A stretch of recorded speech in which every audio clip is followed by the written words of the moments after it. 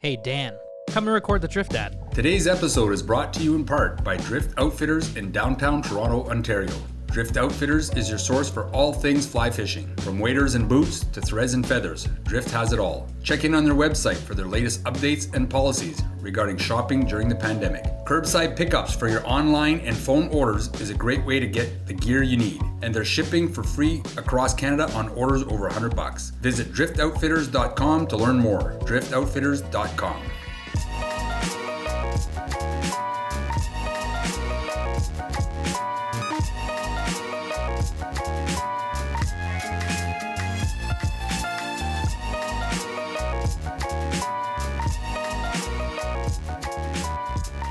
Hello, welcome to another episode of So Fly. My name is Mitch, and of course we have Yelma. Hello, everyone, on this spooky have Aldo. Halloween night. Oh, Wow. and we have Aldo. Wow. Quote the Raven. Nevermore. We've got Aldo. Hi. And yeah, as Yelma alluded to, this is a very special episode. Aren't they all special episodes? We say that every time. I always say that. But this episode, though, is going to be a little different because this episode is, in fact, our Halloween special, the first Halloween special we have ever done. Ooh. Spooky. I was Huh? working in the lab late Whoa. one night. No, not that song. Stop. I hate it. Oh, my gosh. What? Do you have any? Do you have any sound effects? Halloween sound effects? Oh, my God. Do I have any good sound effects? This whole podcast is going to be spooky sound effects. It's just a Um, sound effects podcast. Oh, yeah. And that's because we asked listeners to send us their spooky outdoor or fishing-related stories, and we got some good ones. And we're going to actually hear a few of those today on the show. And Yilma, of course, in all those stories will be all kinds of spooky sound effects. I've even got some scary fishing reel sounds. So we'll see see what that is, what that means. And then we've also got a special Factor Fishy segment from Yilma in the back half of the show. Ooh. And that's when Aldo, Yilma, and myself will chat fishing and, of course, enjoy Yilma's Halloween Factor Fishies. So thank you so much for listening to this episode. We hope you have a wonderful Halloween and can make maybe even get out and enjoy some fishing. And now on to some spooky, scary stuff. Yilma, you scared? Quivering. Are you spooked? Oh, now don't be scared. Aldo, don't be scared now, baby. Hold me, let's do Mitchie. this. Hold me. Let's get into this, baby. Ooh.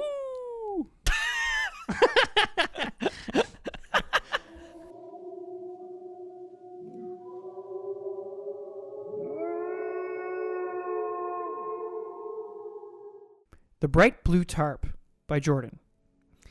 Jordan was out one day fishing the backcountry of northern Ontario. It was early in the spring, the forest was waking up, and he was all alone. Excitement was high as he pushed into the woods in search of an epic fishing spot, of which there are many in this part of the world. He sipped his coffee from his Yeti mug as he made his way further from the access road. Up in northern Ontario, access roads are typically logging roads, winding, slippery, bending gravel roads typically only traveled by heavy trucks pulling timber out of the woods. These access roads are remote themselves, barreling deep into untouched, remote northern wilderness. The best fishing spots are usually off trails, which come from these access roads. You go remote, then you go even more remote. Jordan was doing just that, putting kilometers between himself and the access road. Here, there's no cans of Diet Coke or fast food wrappers. There's no plastic cutlery or traces of human destruction. He made his way to the water he was searching for. Icy, cold, water made exceptionally frigid from the spring runoff. These waters are perfect for brook trout fishing. He continued to wander through the bush, along the riverside, looking for the perfect place to begin making casts. Between the greens and the browns of the forest colors, occasionally there'd be a patch of white. Snow still clinging onto the wilderness floor after a long, harsh Ontario winter. But as his eyes scanned over the river and surrounding woods, one color stood out abruptly as unnatural, and not something you see in such a remote, desolate place. A bright blue tarp. He brushed it off as, hey, maybe some hunters left it behind, or it could even belong to a paddler who set up a quick shelter and forgot to bring it along. He gets back to what he came for, those hungry, early-season brook trout, holding in the fast, cold water. He fishes the water, snipping pockets as he lets the current carry his steps downriver, slowly one after the other. All alone, Jordan fishes the water, focusing on the brookies. But In the corner of his eye, he can't help but focus on that blurry blue tarp, that strange, random blue tarp, laying on the forest floor out in the middle of absolute nowhere. He takes a few steps downriver and looks up at them again. Alone, fishing, he now notices there are 2 tarps. He shakes it off and keeps fishing. He changes flies, he adjusts his indicator, he makes a few casts and takes a few steps downriver, closer towards the tarps. He takes another cast, another step, he takes another cast, and one more step. He's now standing but 10 feet from the tarps on the banks of the rivers. He tries to ignore them, but has to take another. The water rushes by him, the only sound in an otherwise silent wilderness. Rushing water. Cold early spring, desolate northern Ontario. Jordan and these 2 blue tarps. He notices the tarps are set up and not simply discarded. They're neat, they're orderly. They're purposefully placed and actually wrapped around something.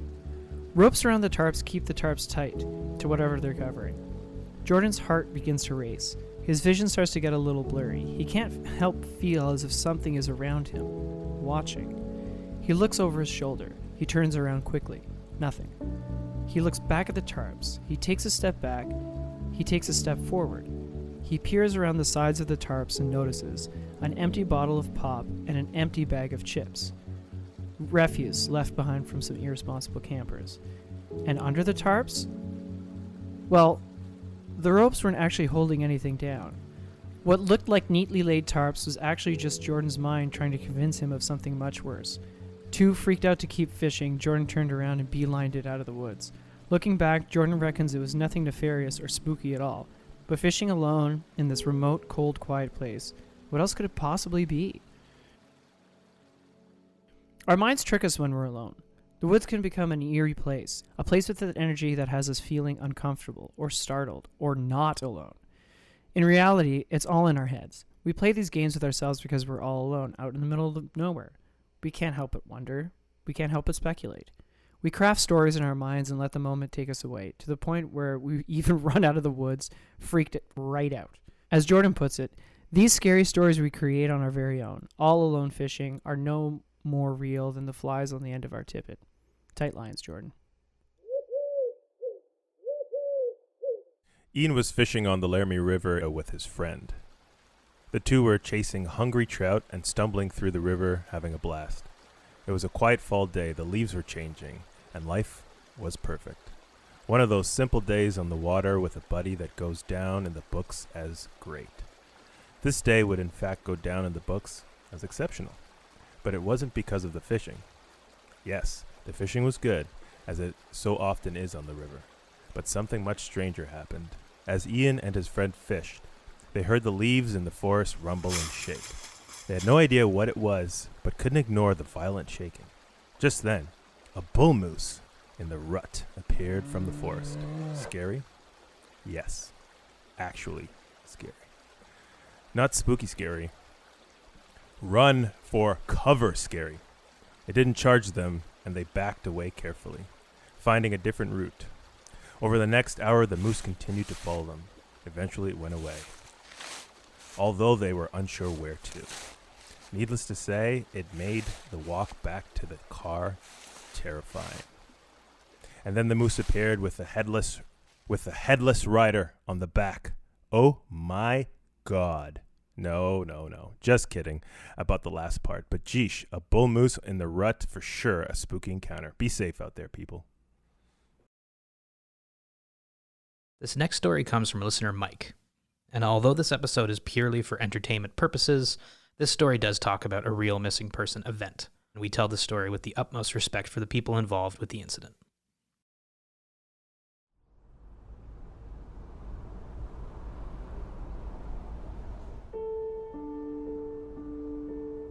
Dylan Muse disappeared on October 29th, 2 days before Halloween. He planned on walking into Kawartha Highlands Provincial Park, camping for 2 days as he didn't have to be back at work until the following Tuesday, and then he would head back home just south of Buckhorn. Dylan was a spry young man who was well versed in many outdoor activities, so this trip would have seemed routine for him. His usual destination for these sorts of trips involved hiking into Fair Lake, where there was a small clearing within eyesight of the lakeshore, yet easily missed if someone wasn't exactly sure of it. Over the last few years prior to his disappearance, he'd have various encounters with wildlife. Everything from rutting bull moose tearing up his campsite, to black bears sniffing around his tent in the dead of night, fish stealing mink, curious otters, beavers chewing down trees so close to him in the dark that he could hear their teeth clicking together. There wasn't much he hadn't seen. The circumstances of his disappearance are strange and variable because he never was found. No body recovered, no destroyed camp to indicate an attack from a wild animal. His Ford Escape wasn't where he normally parked, but it wasn't so far away from the usual parking spot that it might indicate foul play. There was no sign the vehicle had been broken into. Back then, cell phones were still a relatively new thing, and although he did have one, it was never found either. There was simply no reason to consider anything problematic beyond his mysterious disappearance.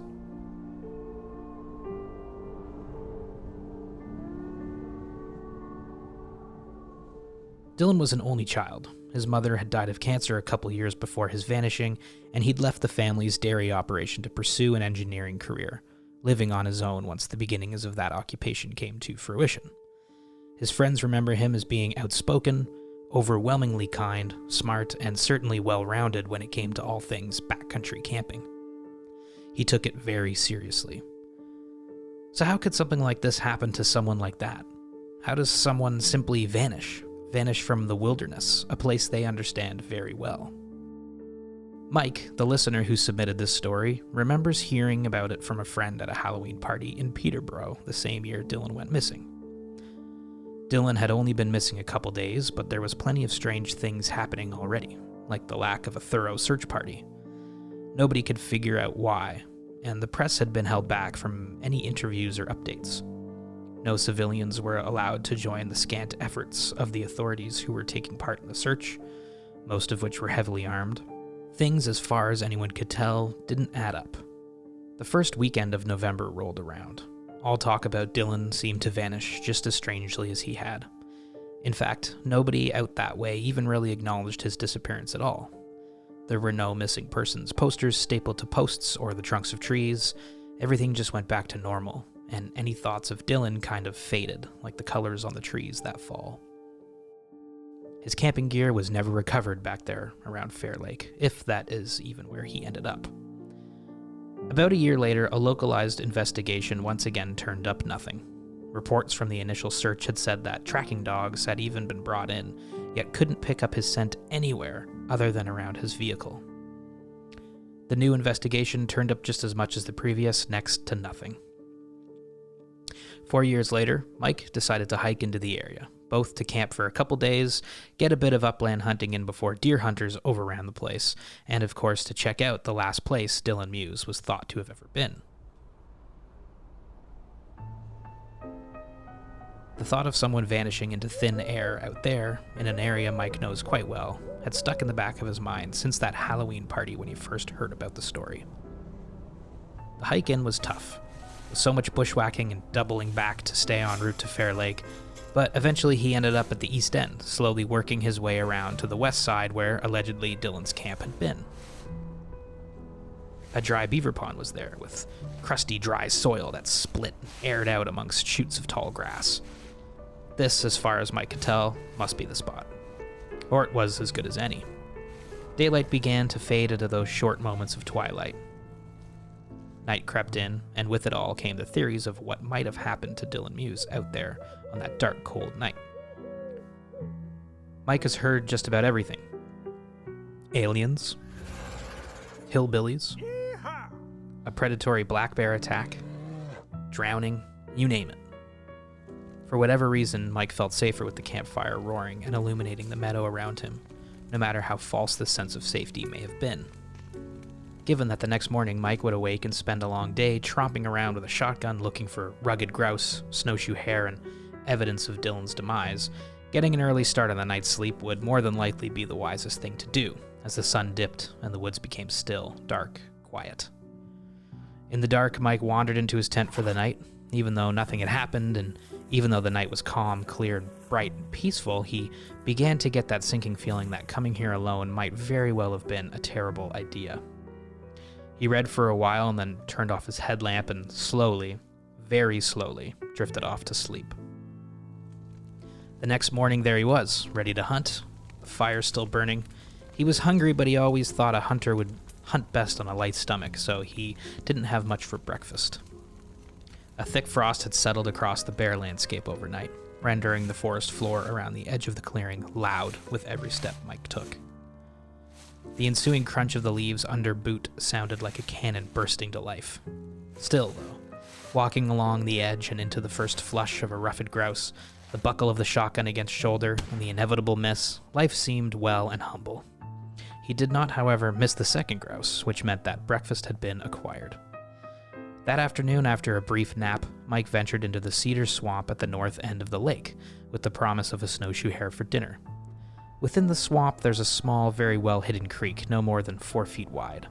It meanders down into Fair Lake from north in the highlands, where it starts as a slight trickle. The plan for the afternoon was to work the cover where the woods and swamp met in a northward direction to the creek's origins, or until a hare materialized.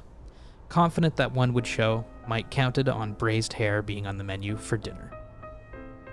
Setting out and reaching the creek, he moved north through blowdowns, thickets, stands of spruce pine, and willow saplings, long after the sun had burned off the last of the night's frost. He walked slowly, his eyes scanning left and right. Snowshoe hare quite enjoy slipping around the hunter's flanks unseen, and then circling back behind and into the place they had originally been startled from. 1 hour turned into 2. Before he knew it, he was 2 or 3 miles from the relative safety of his camp. Realizing this, he looked at his watch, hoping that he'd have enough time to get back to camp before he'd be bushwhacking his way in the dark.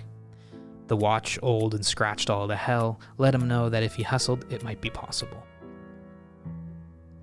Away Mike went, working his way methodically south. It was then that the trouble started.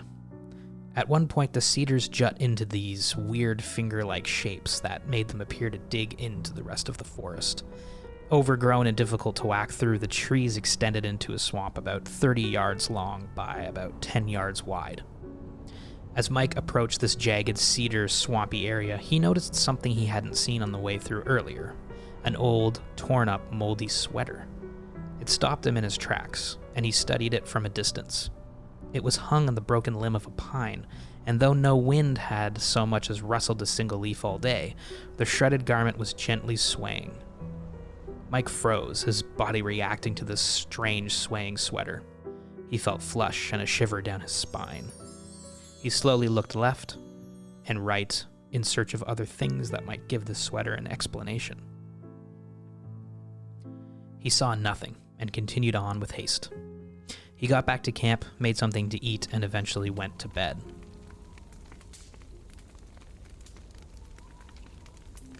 That night, Mike was woken up by a voice in the woods near the lake. It was someone a stone's throw away from his tent talking to themselves. Mike, confused by who might be outside his tent in the backwoods in the middle of the night, remained motionless and simply listened for a moment, trying to gather any information about what they're doing. The talking, murmuring, went on for what Mike figures was 15, maybe 20 minutes. The talking would be loud, and then fade to almost nothing. It would become loud again and would fade away. Sometimes it sounded like someone muttering a song. He would also hear branches breaking, leaves being stepped on, as if someone was walking. Let's be clear about where Mike was. The middle of the woods, a solid hike into the spot. There were no hiking trails anywhere near the site Mike was camping. The site where Dylan was last figured to have been. Mike thought for a moment because hunting season was underway, maybe someone had gotten lost. He dressed quickly, grabbed his headlamp, and got out of the tent. He stood up and turned on his light just in time to hear brush snapping out by the lake, maybe 50 yards away from him. Dense cedar blocked his view, but he could hear something. He called out for whoever or whatever might have been out over that way, but no response ever came. In an instant, the talking went away. The branches stopped cracking, and the night went back to its unapologetic quietness. Mike just stood there, listening. He crawled back into his tent, laid down, and took some time once again to drift back to sleep.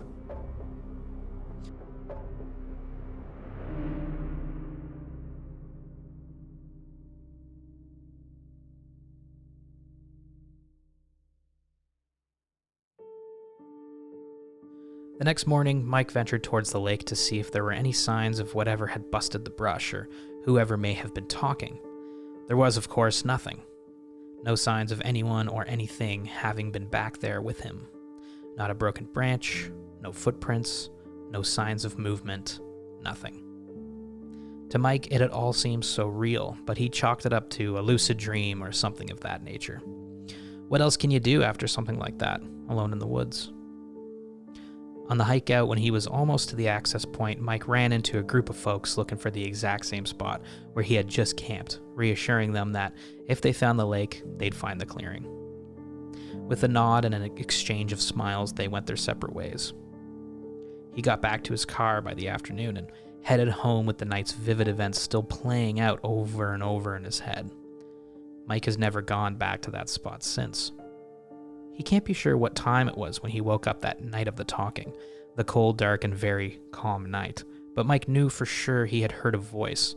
He's unsure if the voice was real or if it was the product of a dream, but he's forever perplexed by just how real the talking was that night. He's confused by what happened and what he heard, that lone voice in the middle of the night, the voice of a young man not too far away. You won't find much in the way of memorial for Dylan Muse. Every couple years, someone erects a cross with his name, placing it along the highway where he normally parked his Ford, yet nobody seems sure of who puts it up. It shows up in October, and by the following spring, it's gone again. A quarry company bought the family farm where his dad died, and a deep pit now sits where Dylan had grown up. A Google search reveals nothing about him, his disappearance, or the efforts to find him. It is to this day one of the strangest things Mike has ever heard about the Kawartha Lakes area, and something that he thinks about every year as Halloween approaches.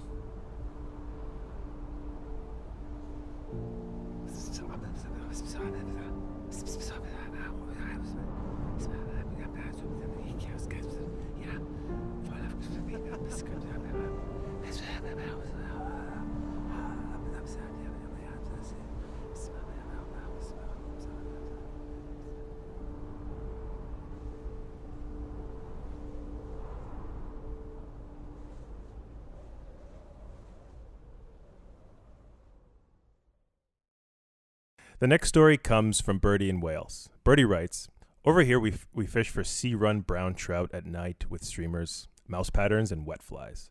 One night I arrived at the river near my house late at night, about 9 p.m. My plan was to fish late into the dark. When you wade in total darkness, all your senses are heightened. You see things that aren't there. It's spooky. It's a spooky time to fish. And I was a bit on edge. Anyway, I was done fishing a pool and decided to climb up the steep bank out the river. My eyes had gotten used to the dark, so I didn't want to switch on my head torch on. I climbed through the bushes and up a steep bank out the river. Well, wouldn't you know it, right in front of me was a bench with a man sitting on it. I must have startled the living heck out of this guy. He looked white as a sheet, and he totally freaked out. Here is this nice man sitting on a bench by the water, and up from in front pops this stranger from the river suddenly. Turns out I was a scary one in this story. I cracked up thinking about him telling his mates in the pub that some weirdo climbed out of the river at night. Dang, Bertie, you're going to kick off some kind of urban legend of the nighttime river walker. Tight lines, folks. Today's episode is brought to you in part by Gill's Fly Fishing International. Gill's Fly Fishing International provides the destination fly fishermen with the best personalized trip planning and booking experiences possible. And they run FFI Magazine, an online fly fishing magazine with articles from your favorite fly fishing writers. The magazine is filled with tips, trips, and tightline stories to get you jacked for your next adventure out on the water. Visit flyfishinginternational.com to learn more. That's flyfishinginternational.com. Wow, those are some spooky stories. Very creepy. Eh? Yeah, very creepy. Pretty scary things happening out there on the water. I can totally relate with, I know I read it, but I can totally relate with Jordan's story. Yes. Of just like finding stuff in the woods, and then your mind starts inventing a story around it, and then you start getting, you just make yourself scared.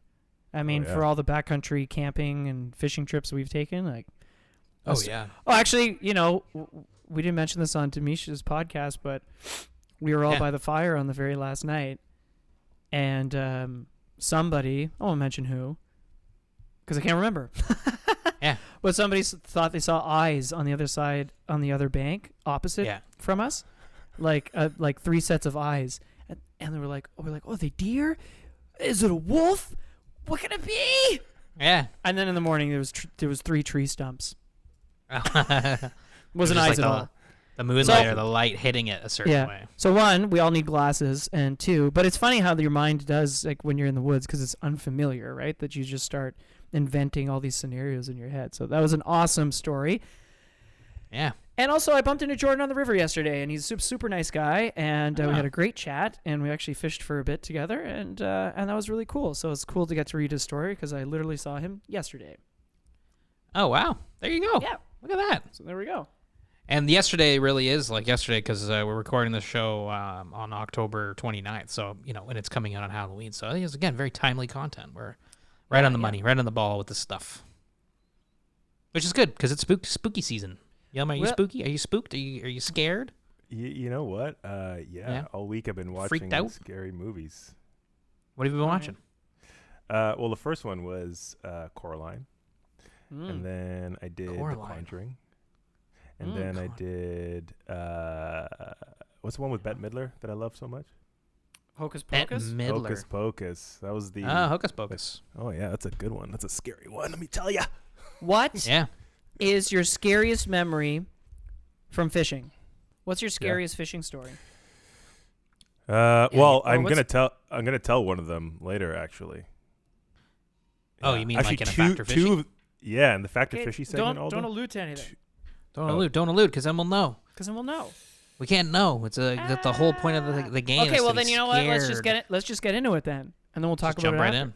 Yeah, okay. Let's jump into the Factor Fish. So we haven't had a Factor Fishy in a while, but it's the Halloween special. Yilma's whipped up a couple scary Factor Fishies. So here we go. Let's do it. Do we have a theme right song, now. Mitch? Yeah. Fact or Fishy Halloween edition. Ooh. That was pretty good. Ooh.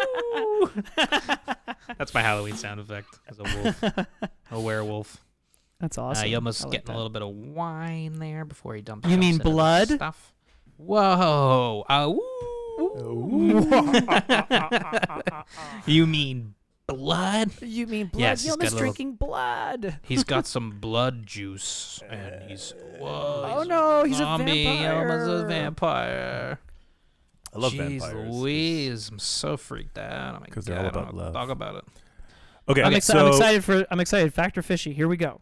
Here we go. Okay, here we go. I've got 5. Do you want me to read all 5? Well, yeah, let's go one by one. Oh yeah. Okay, Per great. normal. All right. Per normal Factor Fishy. The first one. You got is 5. Let's just do one. All right. And why do you guys call me dumb again? Okay. So come on. I'm just kidding. What are you Self-deprecating saying? humor. Please like me. Oh my God, someone like me. Jesus Christ. This one's called Strangers in the Fog. Ooh, scared. I'm already scared. I am scared. I peered out my window that October night. The fog had settled over eastern Long Island, and I couldn't barely see past the window itself. Although I hesitated, I still did not let the soup deter me from wading into Mauritius Bay and fishing that night. Driving to the Coast Guard station was slow and hazardous. Yeah, that's what it said. Oh God! Okay, keep going. We'll make fun of it later. Okay. Driving to the Coast Guard station was slow and hazardous. Visibility was 0. The night was still, and the lack of my visible moon lost in the fog gave it a darker than black feel. That, coupled with the fact that I could not see my outstretched hand, began to unsettle me and get my mind to wandering. As I walked up the road from parking lot to water's edge, the sad fact of my location came into mind. This was the road that all the Flight 800 wreckage came up. This was the road that all those poor souls' bodies had come to. I shook the tragedy from my mind as I entered the dark, swirling water. Ever so slowly, I waded out to chest level and proceeded the 100 yards to my spot. As I arrived, I prepared to fire off my first cast when I turned to my right, coming face to face with a man no more than 3 feet away. We looked at each other and screamed simultaneously. They must have heard us for miles. When we regained our composure, we had a good laugh. After we introduced ourselves, we began to fish. I asked him what he thought of the fog. I actually enjoyed it quite a bit, he said. And then I asked him if he was from the area. When he didn't reply, I turned towards him, but he was no longer there. I fled the water that night, and I never fished there again. Factor motherfucking fishy. Oh man, that actually Jesus. in the end there it did get spooky. Okay, so I did some quick fact checking here. What they're referencing is the TWA Flight 800 in 1996. Trans World Airlines. It was a Boeing 747 that exploded due to the fuel tank exploding. Jesus. And it crashed into the water and it killed everybody on board. Over 200 Lord. people. So, sorry if anybody is reading this and is related to anybody in that tragedy. Crazy. But that's wild. Everybody died. Mhm. Which actually does set a pretty creepy, ghostly tone for this soupy story. Yeah, what was the soup? What was the soup? There's some grammatical errors probably in that front. So what was the actual word? But here's the thing, like, as I'm reading these stories, some of them are fact, but they're ghost stories. So are they even fact? That's Okay, so yeah, right. Okay. That's really that's tough. So really Cole's true. notes: this guy goes fishing in the fog. time I Right, not in the brain. right where 200 people died in a plane crash. He's fishing with somebody, he's fishing. He encounters somebody thing. They have a good chuckle because they scare each other. But then when he asks him where he's from, the figure is no longer there. So he was fishing with a ghost. correct. All right, so Factor Fishy being, did someone other than Yilma make the story up? Because Yilma, ghosts and stuff like that, well, Exactly. who knows? We'll leave that up to everybody at home. I choose to listening. believe in ghosts. I like the idea of ghosts. I think it's kind of fun. I like the entertainment value of it too. I will say. I like. Kind I could of, go without a beat like poltergeist trying to I don't know, break things around my house or possibly kill me. But I think it's kind of fun thinking there's spirits in the world. Yeah. Yeah, I'll go choose with not to fact. No, Aldo says, I choose not I'm to gonna say believe, fact but that this actually happened to this person. That they went fishing, they thought they were speaking to a human and potentially. I'm gonna go with fact. Fact. This Mitch? story happened. Whether or not ghosts exist, who knows? But this happened to this person. Okay. Yeah, I don't think Yilma whipped this story up. There's no way he whipped the story up. No, he doesn't eat soup. There's no way. I've There's never no seen way Yilma Yilma eat was like- soup once. There's no way Yilma was like, oh, okay, plane crash in the ocean. I'm going to make a fishing horror story. I don't buy it. Fact. This is fact. Yeah, well, you know me well. That's fact. Ah, man, I was really hoping you were going to say, no, it was fishy. I made that up, blah, blah, blah. Could that? I like that story. You could, if I like that's a good fishing ghost story. You go striper fishing. That was a good fishing ghost story. Yeah, it was. Yeah, but prove me wrong. Prove me wrong. I need a good fishy, creative fishing ghost But story. don't read a fishy one right away because Don't read a fishy one right away. I'm just Well, I going. mean, I'm I just don't going. know. I'm Who's just to going say? by the list. Or do. I'm just going Go by the the list. Go by the list. I'm going by the list. Okay. Okay, let's see what the second one is. Okay. So Second Factor Fishy. Yeah. I'm calling this one Esnagomi. Sorry, no. Whoa. Well, Esna ghost me is what I tried to say. Esna ghost me. Esna ghost me. Okay, wait. This one's about Esnagami. Yeah. It happened. That directly fuck. directly involves Aldo and me. Yeah. So won't we know if this is Factor Fishy? No, you wouldn't because I was with Adis at the time, and I'm not sure if I told you this. Okay. Okay. Plus, everybody at home is really the people playing here. So let's go. Okay. After a long day of fishing for brook trout, it was time to mosey along home. In an undisclosed location. And Yuma has a ghost encounter and doesn't tell us on it on the fishing trip. Okay. Whatever. Keep going. Okay. Maybe he did. Maybe he's traumatized by it. I don't know. Okay. I was. It was at the time. Or was I? I'm sorry. I keep derailing. No, I'm sorry. you don't know. You don't know. After a long day of fishing brook trout, it was time to mosey along home. The sky was getting dark and the temperature was dropping. As we jumped back into the cedar strip boats, we motored home to the mouth of Esnagami Lake.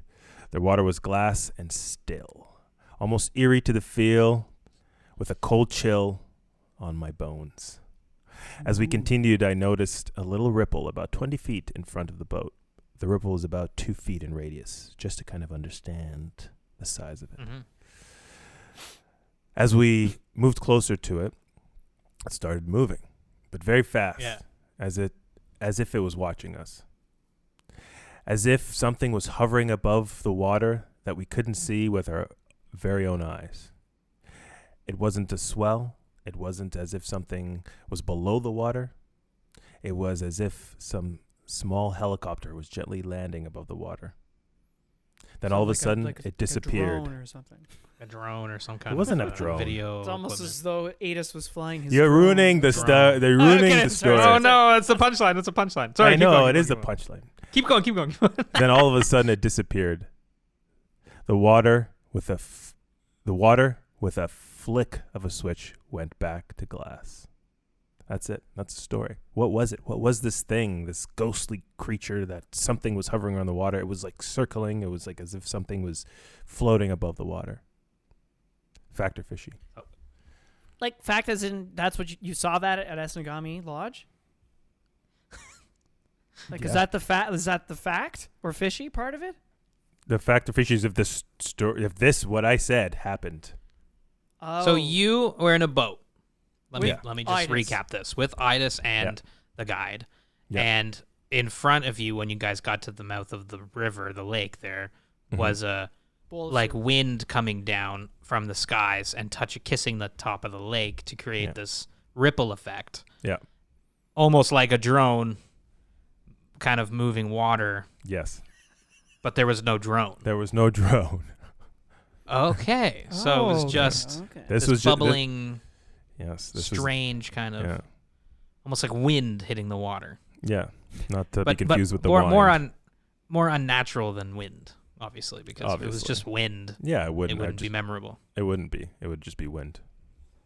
This happened to you and Idis? Yeah. So it's fact. Okay. Oh, fuck. You just blew it. So. Oh, my God. God, you're so bad at this. Never That's awesome. Never commit a murder. You'll be found out. Yeah, immediately. Yeah, I know. Did you do it? Yes. Oh. Okay, so yeah, it's fact. Fucking sorry, excuse my language. So we were being guided by. This is when we went. Idis and I went on the day trip to fish for brookies. river, yeah. Was this first trip or second trip? This was second This trip. year or this year? This year, yeah, with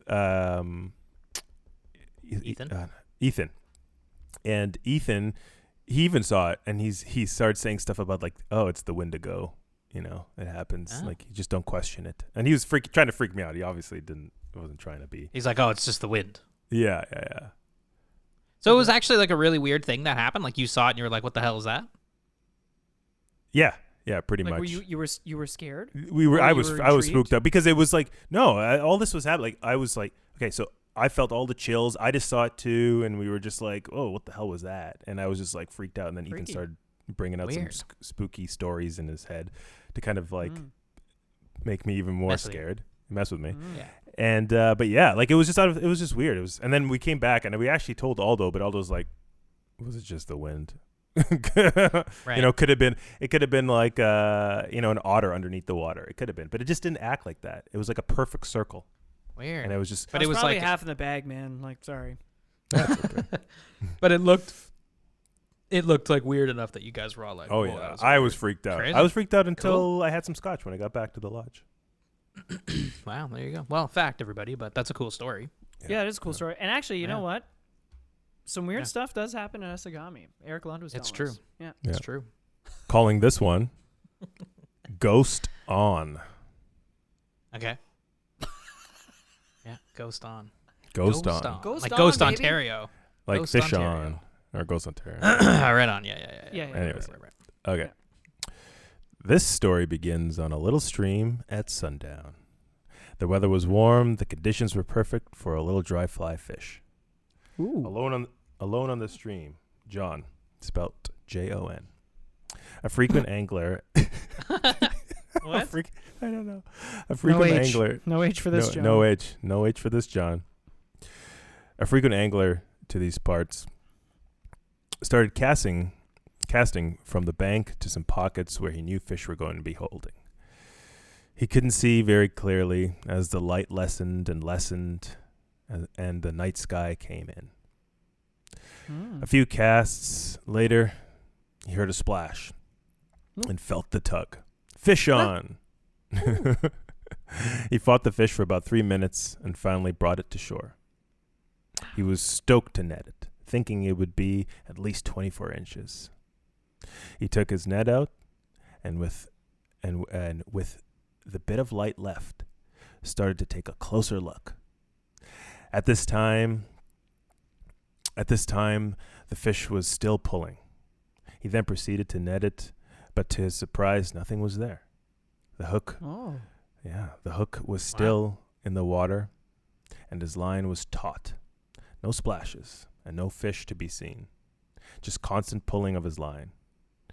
As he paused for a moment, as he tried to get a closer look to see what was going on, the tug stopped and the dry fly floated to the surface. He paused for a moment and stepped back. The warm air turned to a cold which sent chills down his spine. John, Oh my God. spelt without the H, grabbed his things and ran for his life to his car. Later that week, though, John stumbled on some old news clippings. And the headline read, "Man dies fishing on stream. Body never found. John has never fished that stream again." Fact or fishy? Whoa. Although recap it for me, baby. Okay, so John without the H is, it's a nice evening. He's on the stream. It's dry fly time. It's a nice warm evening. He's staying out a little bit later because that's when the big browns come out. We all know that. And he lands a beautiful cast, sees the fish take, fighting the fish. It's coming in. He's got the net out. He nets the fish. But there's nothing there. It's a ghost fish? But no. His line is still pulling. So he's trying to get a look. He's like, what's going on here? This fish is still running. Then he tries to go in, and he tries to go get a closer look, inspection. John without the H, and then all of a sudden, the fish or whatever it was lets go. Dry fly floats to the surface. John is freaked out because he thinks it's a ghost fish. Yeah. But then later, Ghost he fish. reads the newspaper, And they got the body thing. and he finds out that somebody had died in that part of the river. So perhaps it was the connecting the ghost of this dots. person tugging what it on the was. line, and it wasn't a fish at all, or it was a ghost fish. Or it was just a fish. Is that No, possible? because he tried to net it, right? Right. Right. Went through the net. Right. Yeah. Yeah. And then after he netted it, it wasn't there, but it was still pulling. Does John without the H have Does he depth spell ghost perception without a- problems? An H? Ghost? This is a ghost story. Does he have depth perception problems? Does he wear glasses, this guy, That's funny. as far as you know? You know that he just spells his name without an H. We must know more about this guy. I'm trying not to Contact talk because I lenses. don't want to. I've already ruined. So in terms of the fact. factor fishy, is this a real story that again this isn't did Again, this happen or not, because all of these are up for speculation. They're ghost stories. Did Yilma make this up or not? Is basically what this factor fishy is. Exactly. I'm gonna say this is a fact I'm going to say this is Fishy.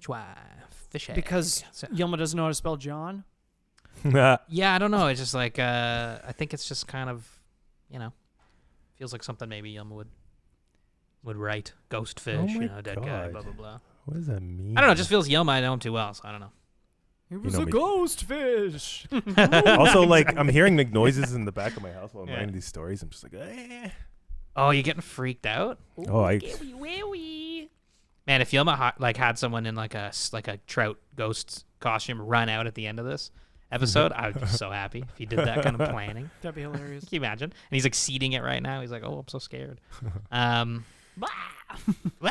We just see Yana. we just see a knife Yeah. raised behind Yilma. I was like, no, Yeah. he's in the house. John Held by- without an H is in your house right now. held Oh. by a big flipper. You know they made a big Scream fin. 4 that's coming out. Oh, get the heck out of here! Are you serious? Anyways, Anyway, so All right, what is Yilma. it? What is it, Yilma? What is it? it's Fishy fishy. fact. Oh, you don't know how to spell John. So why John without the H? Why did you incorporate that? One of my detail? good friends, his name's John. I know you guys don't think I have other friends, but I do. Oh, John, Right eh? Well, sorry about ripping into John without the H. John without the H much. but why write that detail though? I don't know. I just thought it was funny. Because it would kind of maybe make it feel more real. Yeah, maybe. I was trying to but Well, okay, man, that was a good story. That was kind of cool. The fish, the ghost fish. I like that. Yeah, ghost trout. It's great. So love far, I like the airplane one the most. Because that one, like, It's a good story. the It's pretty fog. scary. I got Fog, two yeah. more. Okay, well, lay it For on ya. us, baby. Okay, let's go. All right, this one is called Phantom Casters. Whoa. Oh. Phantom caster. Phantom. Phantom Casters. For the return of Of the the phantoms. Phantom. Mhm. All right, take it away. Okay. Okay. All right. I was fishing. Here we go. There we go. I was fishing the first beach at Sandy Hook in Jersey one late September. When Okay. I got to the parking lot and not another car in sight, I set up soaking clams on 2 rods before sunup.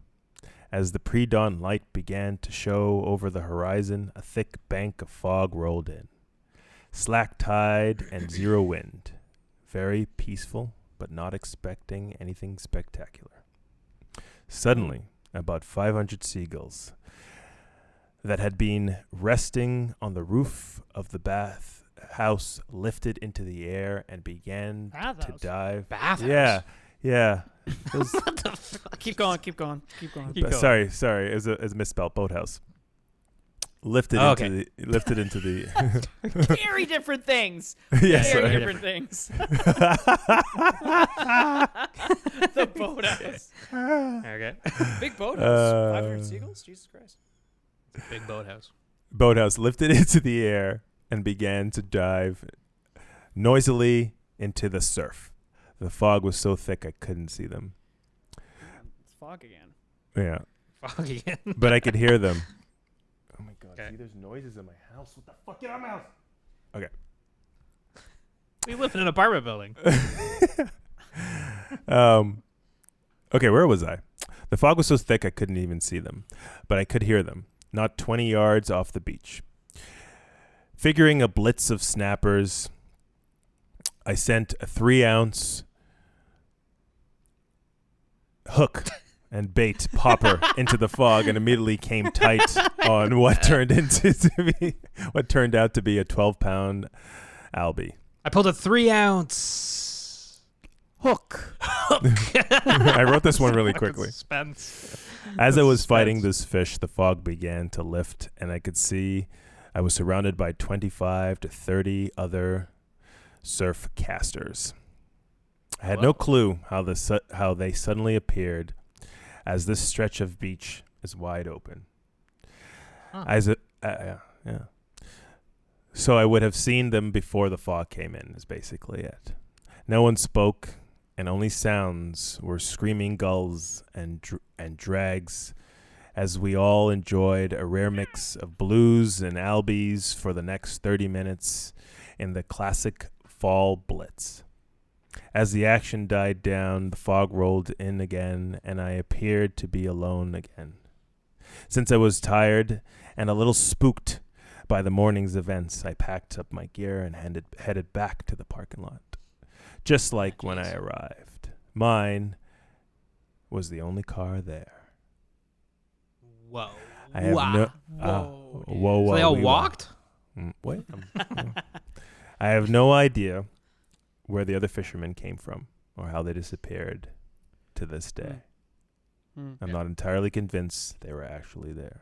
Fact or fishy. Fact. Or fishy. All right, so homeboy shows up to homeboy gets there. He goes to the bathhouse first, obviously. And then... Next stop, the boathouse, where he's going to do some fishing. Starts fishing. Nobody's Fog there. rolls in. Nobody's there. The reoccurring fog rolls in.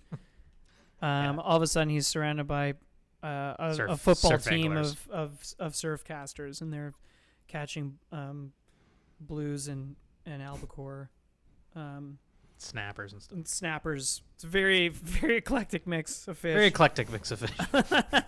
And then when the fog goes away, they go away. Is that what you're trying to say?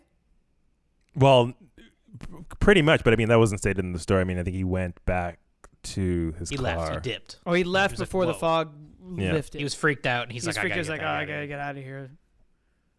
Makes a quick stop at the bathhouse. Were they all in the bathhouse, maybe? Quick stop at the bathhouse and then back to his car. Maybe they were all in the boathouse. Well, at the bathhouse. So, I'm saying this is fact, and I'm saying it now. I'm saying this is fact. Somebody said this story. Yeah, this story has whether been it happened or said, not, fact. who's to say? But I'm going to go fact. Yilma did not make this up. No. Yeah, you're right. I'm really blowing at this.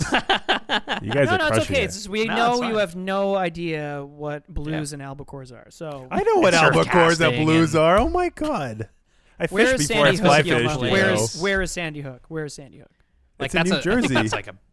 It's like a known surf casting place. Where is New Jersey? Right? Where is Don't joke. We all know it's in England. Yelma! Jesus Christ! No. Okay, good. Good story. Two fog-related stories in the New Jersey, New York area. Yeah. Mm-hmm. Let's hear the last. This is the last one? This is the last one. 5. Although this is the climax, okay? Because this, and the reason why I call it the climax, because although it's directed towards you and something I'm really sorry that I didn't tell you, but I'll explain why later. Okay. So, going on here? Aldo. Okay. Is this where I find out, like, you killed somebody I know? I'm sorry I didn't tell you this earlier. Sorry I didn't tell you this earlier. I mean, I'd also like to know this. All right, here we go. Did something weird happen to me and you're just this is how you decided to tell me? Okay, it's not even a factor fishy. It's not even a factor fishy. Yeah. It is a factor fishy. What do you mean? Although the Wendigo peed on you. I hit your Jeep when I left your house. I did hit his pretty Jeep torqued. And now I told you go. and I told you it was a deer, but it wasn't a deer, it was me. I gotta go. Bye. All right, let's go, Yelma. Factor fishy. This one I'm calling no bull. Okay. Whoa. So I never told you this, Aldo, because I was too scared. But also, I wouldn't think you would believe me if I told you. Okay, so remember that. Oh. Can you just let me finish? I know, but I mean, like, okay, go on. Oh, scary story. okay. It's a scary story. If nothing else, it's a scary story. Okay, I gotta start. You gotta cut that out, Aldo. We can't cut anything out. I can't edit. I have no ability to edit. Absolutely no ability. I don't know what the hell I'm doing. Okay. All right. So I never told you this, Aldo, but because I was too scared. But also, I wouldn't think you'd believe me. Okay. So remember this story. So exactly, it's fact. I'm sorry. Okay. Okay. Yes. All right. Fine. It's fucking fact. Remember that. And that's Factor Fishy, everybody. All right. Good segment. Good segment. Everybody at home, thank you so much for listening, and we'll see you guys later. No. But see, okay. All right, let's even go. Though We wanna hear Factor the Fishy, story. even though Factor Fishy is over, this sounds like it's gonna be weird and Yeah, let's scary. talk scary stories. Let's Okay, go. so yeah, lay All it right, on us. all What right, happened? all Yuma? right. What is this about? I'm so intrigued. I'm Okay, literally okay. like, I'm actually intrigued. I'm like, All I right. want to know what's going on here. Cool.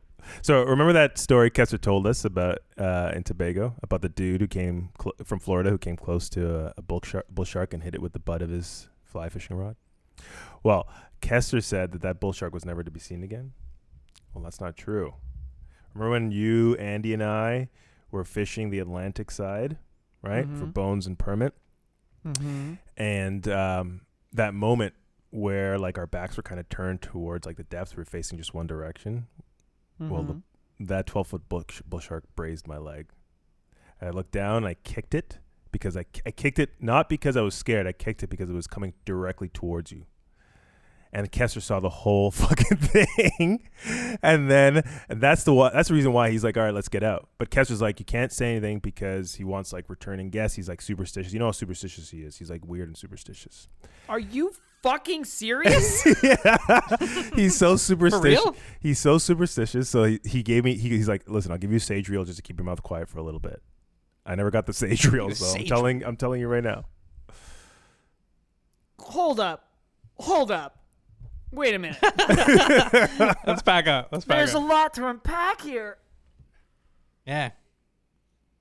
There's a lot to unpack there. Wait a minute.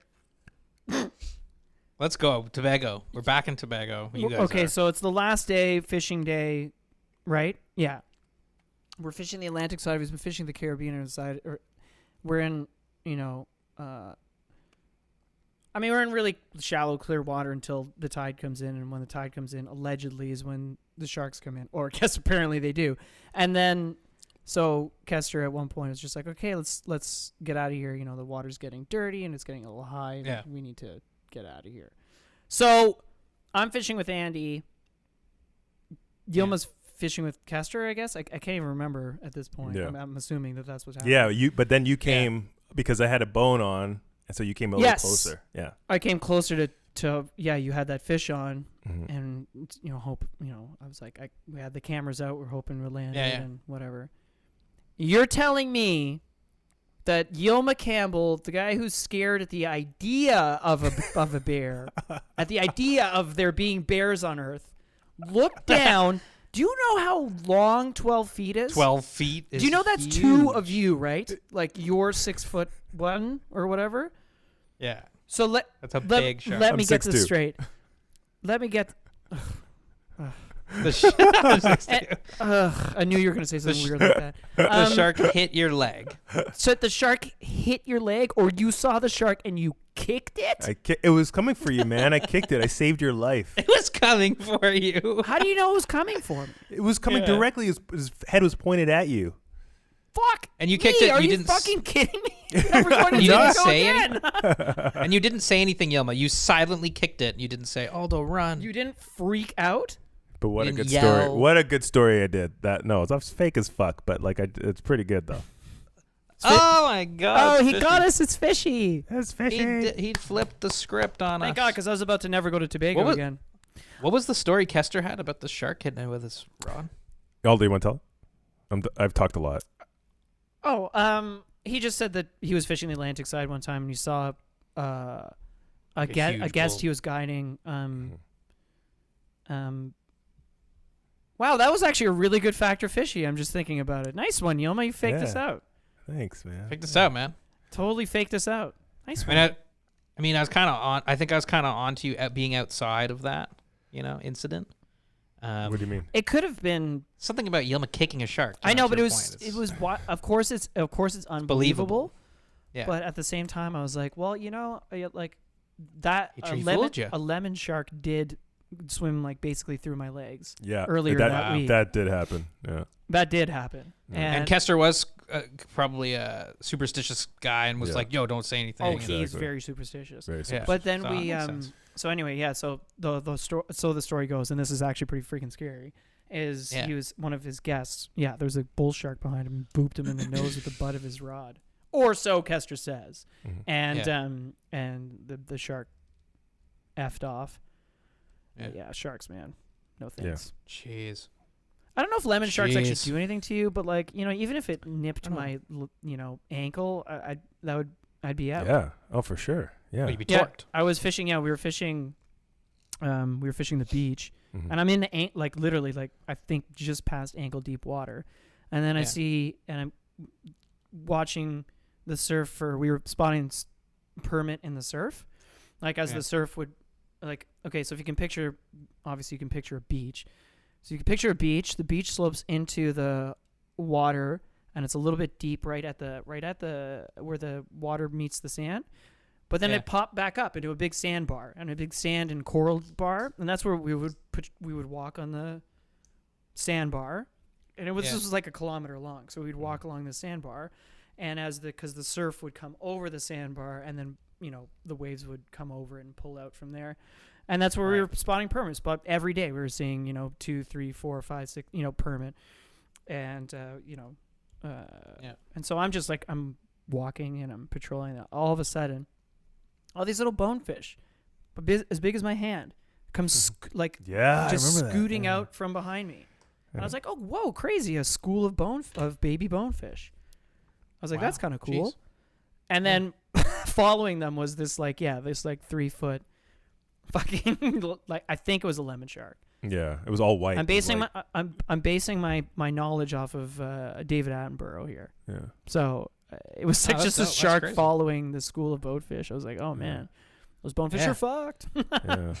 Yeah, my gosh. But still, I was like, that's a It's scary to be a big shark. bonefish. Man, imagine if that was the case, that you kicked a bull shark. Be wild, Oh man. my god. And it didn't eat I like me. how Yilma's made up You story. would He's fucking freak, though. Oh, Anyone, he's yeah, a I hero. think- He's a- anybody would. Yeah. Anybody would. It's insane. Actually, You know how I know that story's fake? Exactly. That's how I know that story's fake. Yilma fighting off a bull shark to save Aldo. Yilma, you'd be running screaming. Yuma would have tossed Kester in the water and started running. I love it. I love it. Well, good Factor Fishes, Yilma. That was good. Hey, That was a good spooky edition of Factor Fishes. Yeah, that's Very great. scary Halloween edition. Very nice. I'm looking at So- like pictures of bull sharks right now. Oh my Atlanta. I don't Oh, think man, we tell would me know about it's there. I think we'd just be dead. You know what I Yeah. mean? Like, I think there wouldn't be Yeah. like a is that a bull shark? It would be like, oh, there's a bull shark eating me. Yeah. Oh, for sure, for Yeah. sure. Um, Couple things, couple shout outs here, fellas. First of all, wanted to just talk a little bit about FFI Magazine. Fly Fishing Um, International? Fly Fishing International. Gill's That's right, Fly Aldo. Fishing International. Gill's Fly Fishing International. They have launched issue 5 of FFI Magazine, which you can read at ffimagazine.com. We'll put Nice. the link in the show notes as well. But check it out. It's a great online magazine. And all the issues are, of course, full of awesome articles and words about different fishing spots and destination trips and all kinds of stuff from anglers all over the world. Some really fantastic anglers. And also FFI is going to have their new website up in the next week or so. So that'll be early November. So check back and you can actually go on there and view all the different editions as well as sign up for a membership for FFI Magazine. So definitely 100% check that out. We'll put it in the show notes again. Although we also want to talk a little bit about chums, right?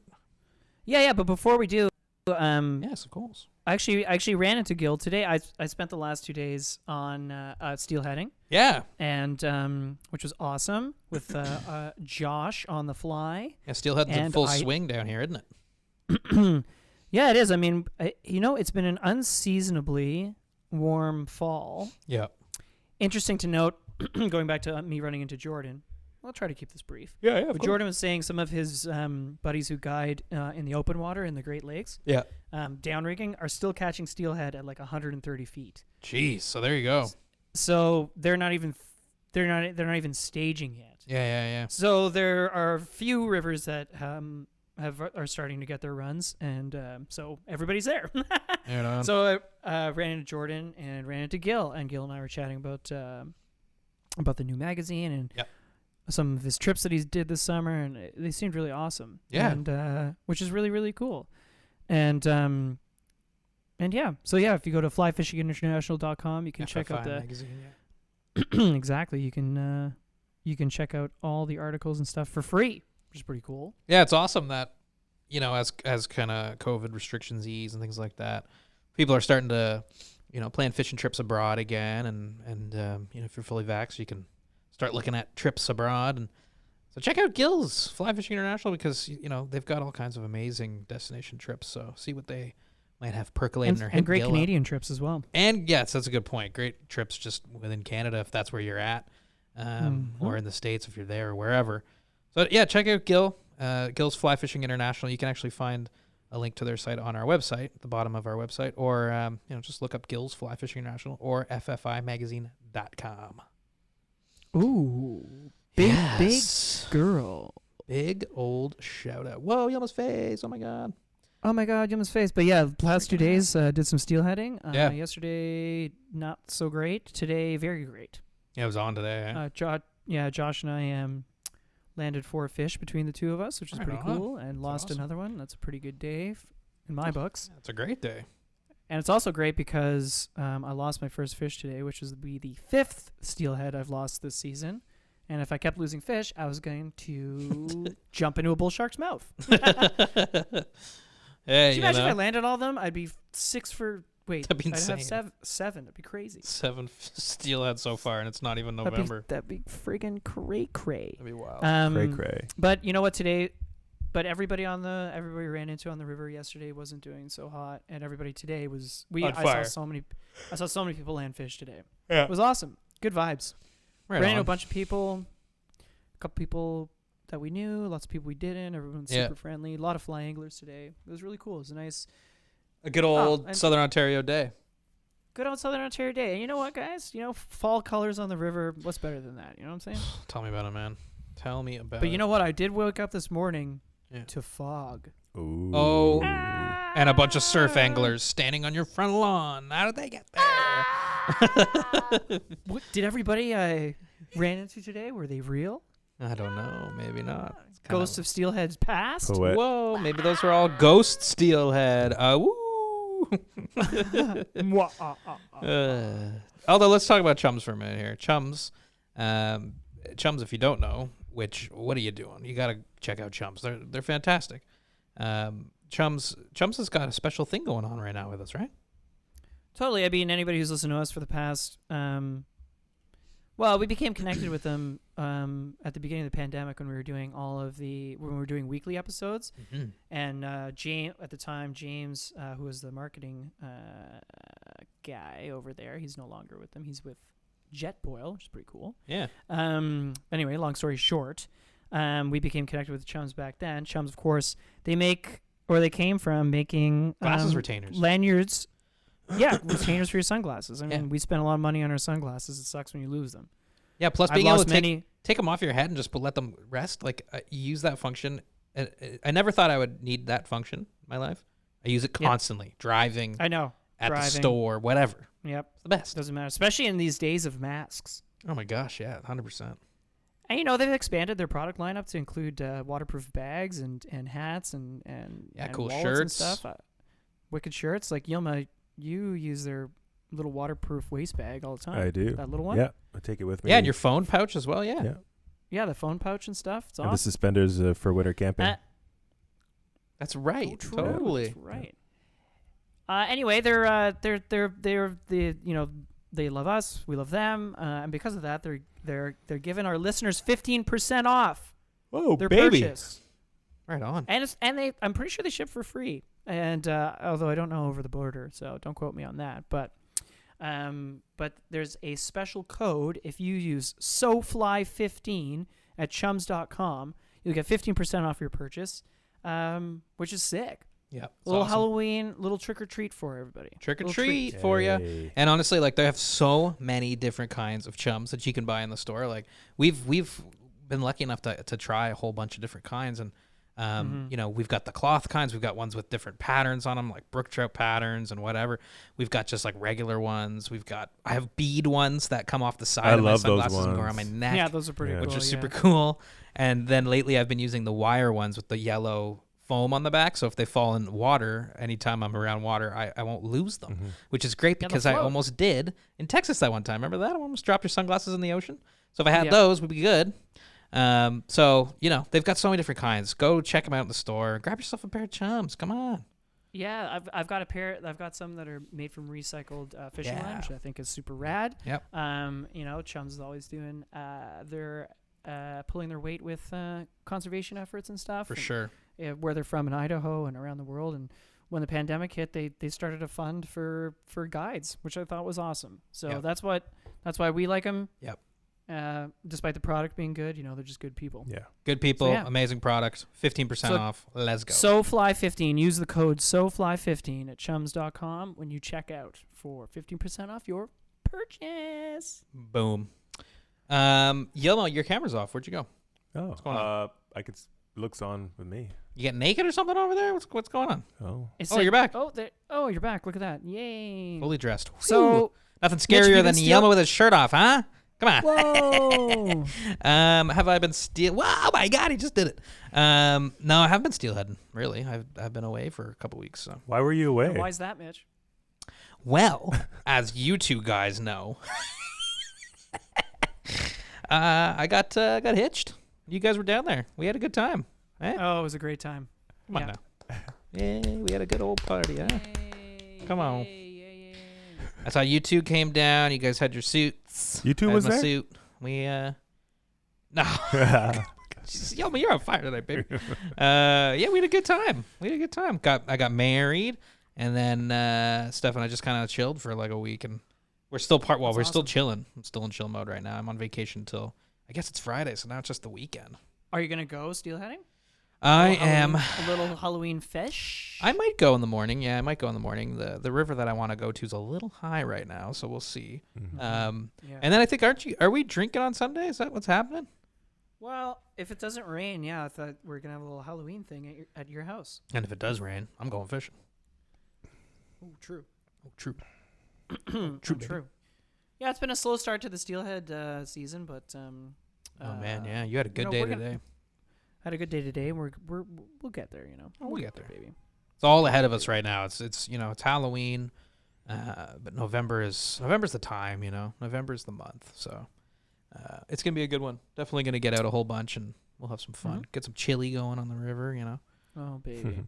I know Shelly wants to go out. I'm gonna take Shelly. We're gonna go. Mm-hmm. We're gonna have a good time. I mean, we got a float booked, our yearly float with Ian Troop. I know I'm pretty stoked for that on the main. Very stoked for that. Yeah, I love Ian. Got to see if Eric Lando up at Asagami wants to go out. I know he was out today, and he got himself a big old splake on the swing. So, whoa, yeah, very interesting. That's pretty cool. Yeah.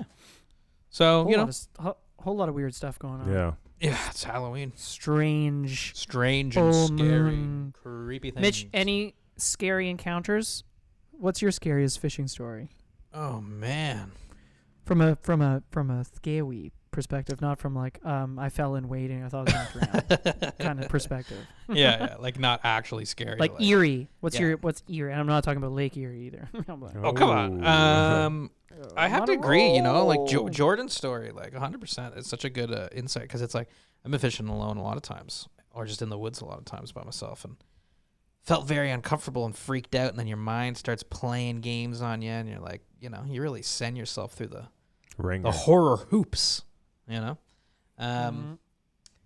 Geez, what's a one-time thing where I was like, geez, what was that? Come back to me. If you've got one in your head, come back to me.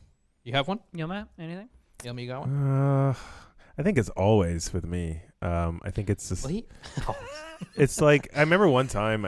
You're in Arendelle Park? Because like if I'm alone, I'm like, is there a coyote looking at me or like some sort of bear or something? I know it's so stupid and irrational, but like... Coyote looking at me. A small dog. I get freaked out. Just looking at him. Hey man, coyotes are scrappy. Yeah. Coyote. Looking at I just love that. I just love that image of a coyote like 200 feet away, just looking at Yelma, and Yelma just fucking losing his mind. The coyote's like, "What the hell is this guy?" Yeah. The coyote couldn't care less. He's like, "What is that guy doing?" Yeah. I don't But know. I'm trying to think of a good one. I mean, Yelma, there's that one where Norm told us up in Attawapiskat. Oh yeah. Remember that? Yeah. That was freaky. But do you know what though? What? I think I know what you're going to say. What am I going to say? That fishers or what animal is Mm-hmm. it that screams and they sound like a screaming woman. True. So the story goes, Norm heard a woman like blood-curdling scream, like Yeah, and just to paint the picture, like Norm, guide up in the Attawapiskat, is there for like months by himself. You know, people come in for a week or whatever, but he was there, and it was like 2 weeks between people, no one there, like nobody there. So he's in the middle of like this insane wilderness. literally nowhere. Like, you know, you fly 2 hours north of Hearst, Ontario, so it's like pretty remote. And, you know, and if there is some crazy thing happening, it's not like he can just hop in a car. Like, he's alone. And he told us this story, right? Yeah, you heard this blood-curdling scream at like 3 a.m. in this, and it's a kind of an eerie place, you know, the Attawapiskat, where we were at Pym Island. Like, it could be an eerie place. Talk about fog rolling in, you know. And he heard that blood-curdling scream at 3 a.m. that woke him up, and he ended up going out of the cabin. And it was across the river on an island. The scream was coming from there. And it was like a woman screaming like she was just dying. And he was like just totally freaked out. And he's been guiding up there for like decades, you know. He's from like Fort Albany, right? Born and raised. I think that's where he's from. And so, yeah, it's like the screaming happening.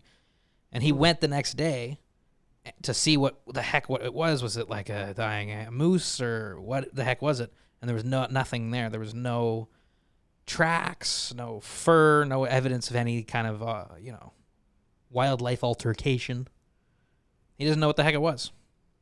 But, Aldo, it's fishers, right? Some animal like There's that. two things Minks. in the Ontario woods that make that sound, and it could be a fisher Or a cougar? or a cougar Or a bobcat or something like that? Bobcat. It's some sort of cat. Some kind of cat. Wild cat. Yeah, and if you look But it I up mean, on are YouTube, fishers, do fishers exist that far north? I don't know. I don't know. Yeah. Cats do, that's for sure, but not. Yeah. I don't know. Freaky story. Freaky Freaky story. And Norm Especially would when he always told say, it. you know, strange. Well, because he's been there for so long, and he's always said strange things happen in the woods, right? That's what he said. Yeah, that's what he said. Things Strange happen. things up here. happen in the woods. Yeah, and we're 'cause- like, okay. Scary. He's freaking us out because there's a lot of. He had a lot of scary stories, you know. Yum was just like, lock the door. It's got All this the little time. piddly lock at the I front. know, of all the- those like a bear, The front it of the will cabin, just I'm like- destroy the door with the lock. Oh He's like- yeah, Yeah, it wasn't like a bolt or anything. It was just like That was just like a little thing house, like, on the little on clicker. the handle of the. Hey, yeah. And Holly would take me to Awesome. the washroom all the time at night.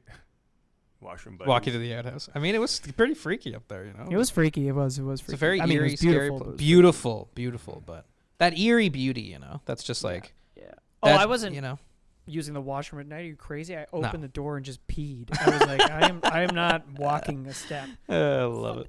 Wolves in and out of the tank every day. I'm like, Literally, like bears on our deck, like the day before. Yeah. But anyways, but you know, yeah, if you Google, you know, like link, like a cat, like a bobcat or a fisher cry, you'll find it on YouTube. The sound of it. It's really alarming. It's really extremely like, unsettling. Like if I you were think even camping if and you I- heard that, you know, like I think oh my even God. knowing that and hearing that, you couldn't get the image of somebody dying. out of Especially it. if you're alone, you know. It'd be in the really middle hard of to the woods. reason yourself too. You'd be like, "Oh, it's just a fisher," Yeah.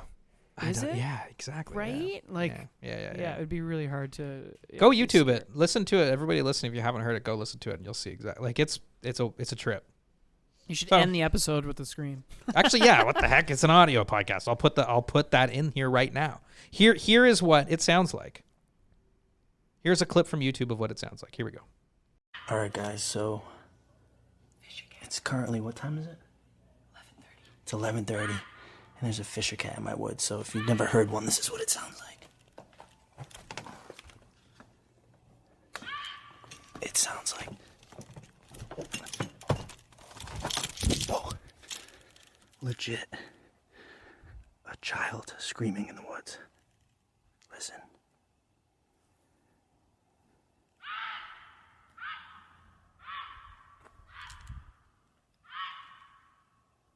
Tell me that's not creepy.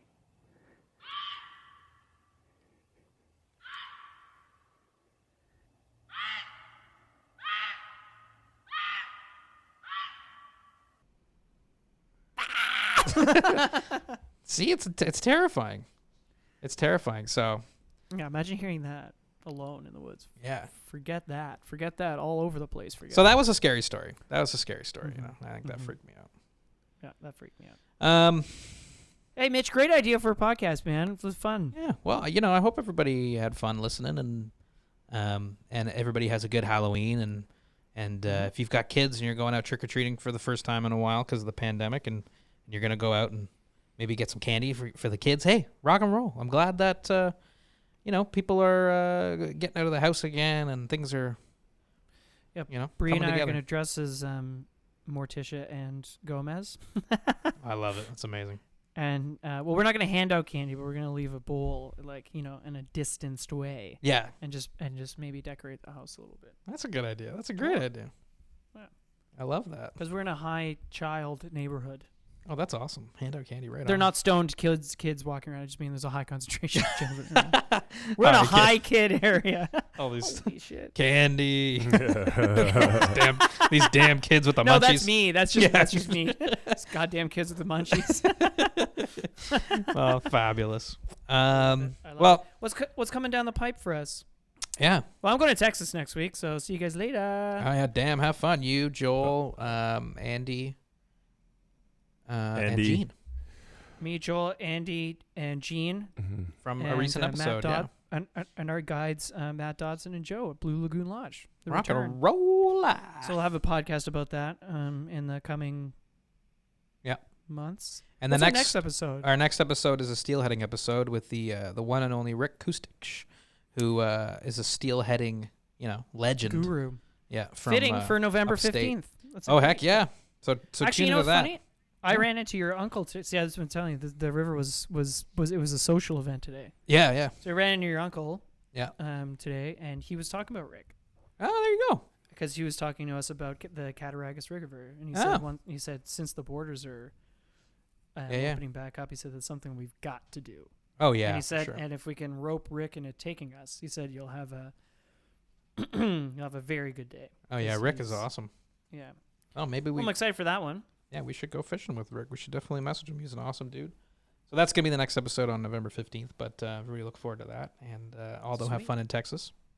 Yeah, I'll record a little snippets with the crew. Hell yeah. And everybody at home, thank you so much for listening. Happy Halloween. That's it for me, Mitch. Yeah, Aldo. Happy Halloween. Happy Halloween, Yelma. Happy Halloween Yep. to you too, Aldo. And Boo. Ah! Ah! Bye. Bye. Oh. You can find all of our content at sofly.ca. Reach out via email by sending your questions or comments to info@sofly.ca. Find us on Instagram @the SoFly Crew. Thanks for listening.